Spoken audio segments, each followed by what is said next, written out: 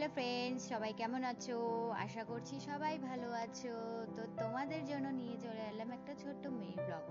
তো সবাই জানো রথের মেলায় আমরা সবাই কম বেশি ঘুরতে যাই। তো আগে যেরকম মার সঙ্গে আসতাম, মা অনেক কিছু কিনে দিত, তো বিয়ের পরে সেরকম আর হয় না। তো বরের সঙ্গেই মেলায় আর কি ঘুরতে চলে আসি। তো আগের বারও যেরকম বরের সঙ্গেই আসা হয়েছিল, এবারও সেরকম। তো ভাবলাম যে রথের মেলায় গিয়ে ছোট ছোট কিছু ক্লিপ নিয়েছিলাম, তো ভাবলাম সেটাই তোমাদের সঙ্গে শেয়ার করা যাক। আর কমেন্ট বক্সে অবশ্যই সবাই জানাবা যে কে কে রথের মেলায় গিয়েছো আর কি কি কিনেছো। তো আমিও অনেক কিছুই কিনেছি, কিন্তু তোমাদের সঙ্গে এই দেখো অনেক কিছুই উঠেছিল, মাটির জিনিসপত্র, ঘর, রান্নাবাটি। যেরকম ছোটবেলায় আমরা সবাই দেখো, যারা মেয়েরা আমরা সবাই কিন্তু ভাবতাম যে আমরা রান্নাবাটি কিনবো, কবে আসবে সেই রথের বেলা রান্নাবাটি কেনার যে ইচ্ছাটা, মাটির পুতুল কেনার যে ইচ্ছাটা ছিল, সেটা এখন প্রায় নাই বলে চলা যায়। কারণ আমরা যে এই সংসার, আমাদের তো বিয়ের পরে যে একটু সংসার থেকে, সংসারে কাজকর্ম করতে করতে রান্নাবাটি খেলার আর সময় হয়ে ওঠে না। তাই নিজেদের এই আসল বাসনগুলো দিয়েই আমরা রান্নাবাটি খেলে উঠি, তারপরে আর বাচ্চাদের এই রান্নাবাটিতে কে করে।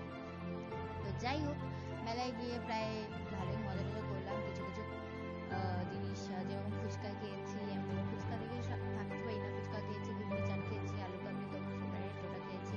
আর আমার বরকে বললাম এগুলা করার আগে তুমি যাও, তুমি গিয়ে আগে রথের যে আমি তো যেতে পারবো না, কারণ আমি গেলে তো হয়তো ধাক্কাধাক্কিতে পড়ে যাবো। তো তুমি চিনিকলা নিয়ে যে রথগুলো দিয়ে আসো। তো আমার বর প্রায় আমার কথা মতো গিয়ে দিয়ে আসলো। আর যে ভিড়, মানে দূর থেকে যে একটু মন্দিরটা তুলবো সেটাও আমি তুলতে পারছি না, এতটাই ভিড়, ওখানে দাঁড়াতেও পারছি না। তো তোমাদের সঙ্গে ভাবলাম যে এই জিনিসটা শেয়ার না করলে তো চলা যায় না। তো যেভাবেই হোক আমি একটু ছোট্ট ভিডিও ক্লিপ নিয়ে নিই। তো যাই হোক, তোমাদের সঙ্গে আমি শেয়ার করলাম। তোমরা অবশ্যই ভিডিওটা আমার দেখো আর কেমন হয়েছে ভিডিওটা। আর তোমরা কিন্তু কমেন্ট বক্সে অবশ্যই জানাবা তোমরা রথের মেলায় গিয়ে কে কি কিনলা। আর ওই দেখো দেখাই যাচ্ছে হয়তো রথের সেই রথ খোলার, আমি কতবার মতন এবারও রথ খোলার মেলায় চলে এসেছি। আর আমি যা যা কিনেছি তোমাদের সঙ্গে সেটা শেয়ার করছি। আমি কিনেছি পাখা, কারণ হচ্ছে অনেক সময় লাইন চলে যায়, তো এবার গরমে কি করব, তাই ভাবলাম একটা হাত পাখা নিয়ে নিই। হাত পাখা নিয়ে নিয়েছিলাম। আর আমার বরের খুব শখ একটা মাটির ঘট নেবে, কারণ ওটাতে ও টাকা রাখবে নাকি শুনছি। তো যাই হোক, ওকে একটা ঘট কিনে দিলাম। আমি হচ্ছে চুড়ি, যেরকম প্রত্যেকবারের মতন এবারে চুড়ি পরে নিয়েছি।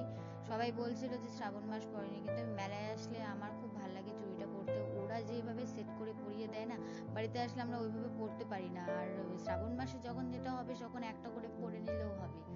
তো আমি তাই জানি যে ভগবান তো আর বলেনি যে শ্রাবণ মাসেই পড়তে হবে, পড়লেই হলো। তো আমি একটা পিঁড়ির দামও করেছি, আমার পিঁড়ির খুব দরকার ছিল।